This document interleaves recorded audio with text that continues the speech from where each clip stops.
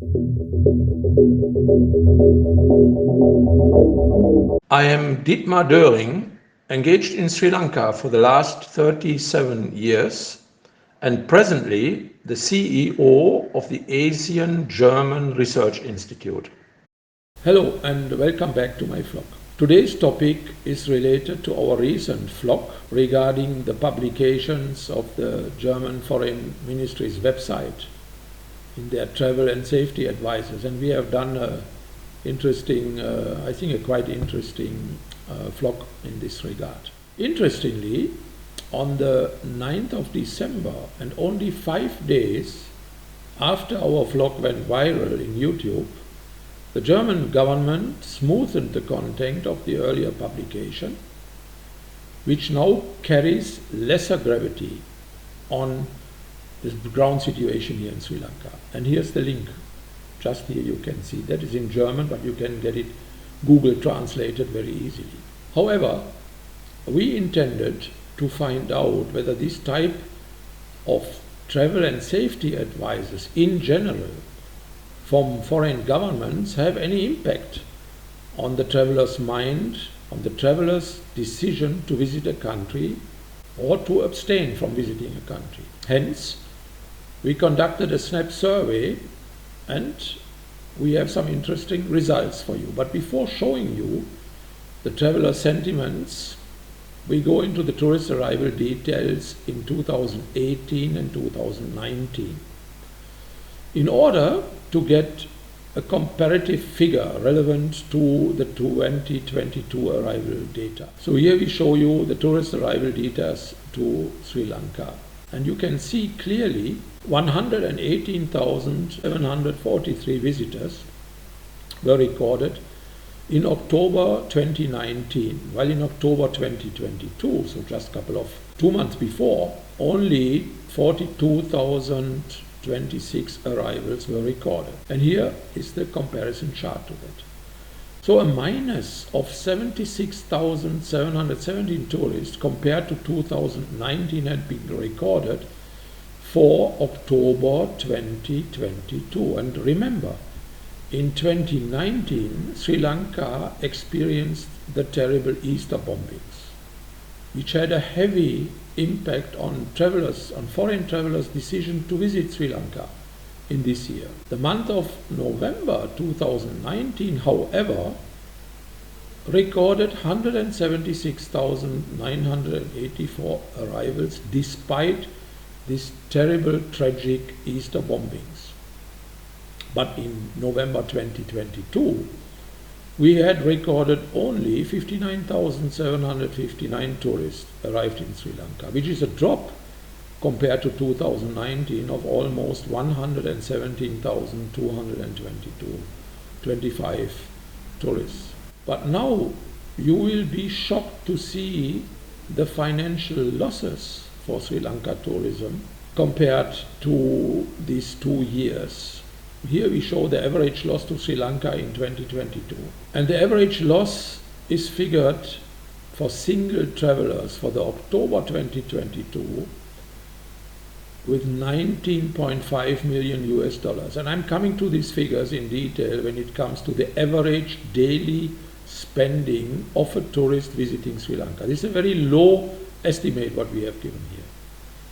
Couple travelers who should have come in October this year, but who did not come, and therefore Sri Lanka tourism has faced losses in the range of $19.6 million in October 2022, which is a summarized $40 million loss for Sri Lanka tourism only for the month of October 2022. Nearly $30 million loss to Sri Lanka tourism in November 2022 for single travelers alone, and couple travelers, the figure is here, $30 million for couple travelers in November 2022. So, or a near total of $60 million with regard to couples visiting Sri Lanka who have not come to Sri Lanka. In our estimation, we have gone very moderate with very low per day spending figures to avoid exaggerate figures. So the average spending per visitor is a mere $18 per person. That is the base for calculating the losses which we have mentioned before. Official figures, somehow, they estimate that average tourist coming to Sri Lanka is spending around $100 per day, which is practically the more correct figure, I would guess so. But we have gone very moderately low just to indicate the tremendous losses what Sri Lanka tourism has faced or is still facing. But just let us try the lowest figure to be the spending figure per day. So that means $128 per week. Per person or a couple would have spent $255 per week. And here we are showing you the chart and references to that average spending. We have given you the links also here. We have gone especially focusing on the small and medium segment in Sri Lanka tourism. This is the small medium industry in the leisure or hospitality sector in Sri Lanka tourism, is mainly catering to FITs, visitors who traditionally travel with low budget or very low budgets in their hand. The real losses for Sri Lanka tourism would be significantly higher than indicated in our charts. But even though it breaks my heart noting the losses Sri Lanka tourism has to bear this year, and here it shows as we have shown it before. But the question is as to how travel advisors are contributing, or if they are contributing at all, to behavior settings of travelers. That is the question, and need to be analyzed deeper.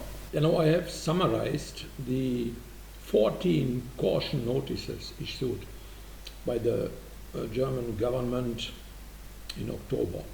I'll read it for you.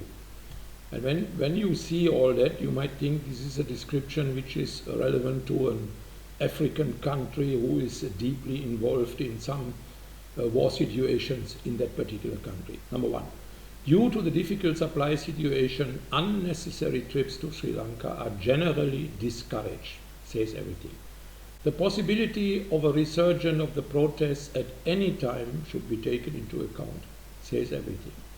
Especially outside the capital, medical care is not fully guaranteed due to drug shortages. Number four, the security situation remains tense. Number five, the security precautions were clearly and noticeably tightened, and the presence of the security forces increased nationwide. 6. Avoid public places as far as possible. 7. Violent crime is most common within local communities. 8. In some cases, drugs or knockout drops are administered via drinks. 9.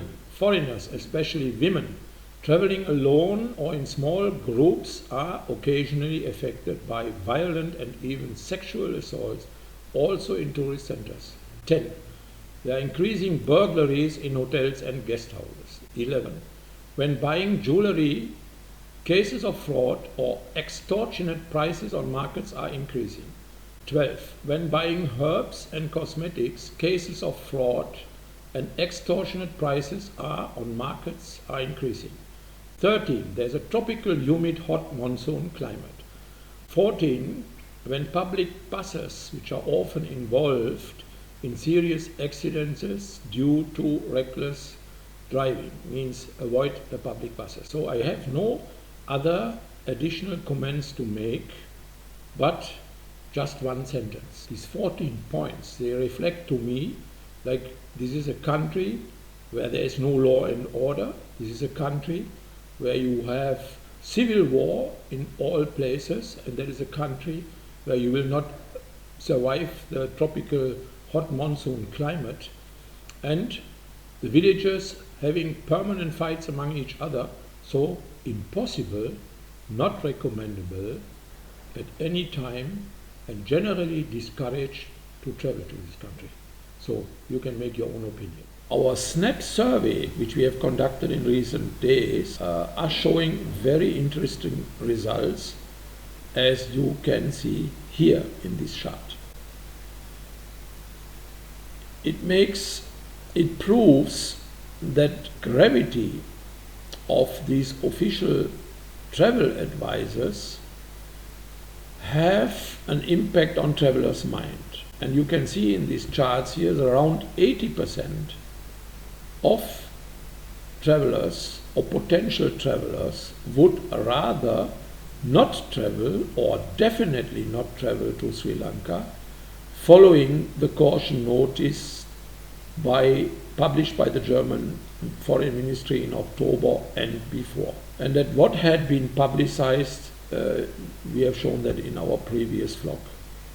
And the factual losses are going into the millions of valuable foreign currency for Sri Lanka, as you have seen here. The mere fact that these particularly harmful caution notices had been taken out a few days before and replaced with some softer warnings are not waving off the losses Sri Lanka tourism has already suffered and the figures we have given. The general pattern of holiday planning, especially by European tourists, is not made of instant travels, but rather months ago planning before the holiday season. In view of this, it is quite sad that the impact of a misleading and exaggerated description on the ground situations in Sri Lanka has already done the damage.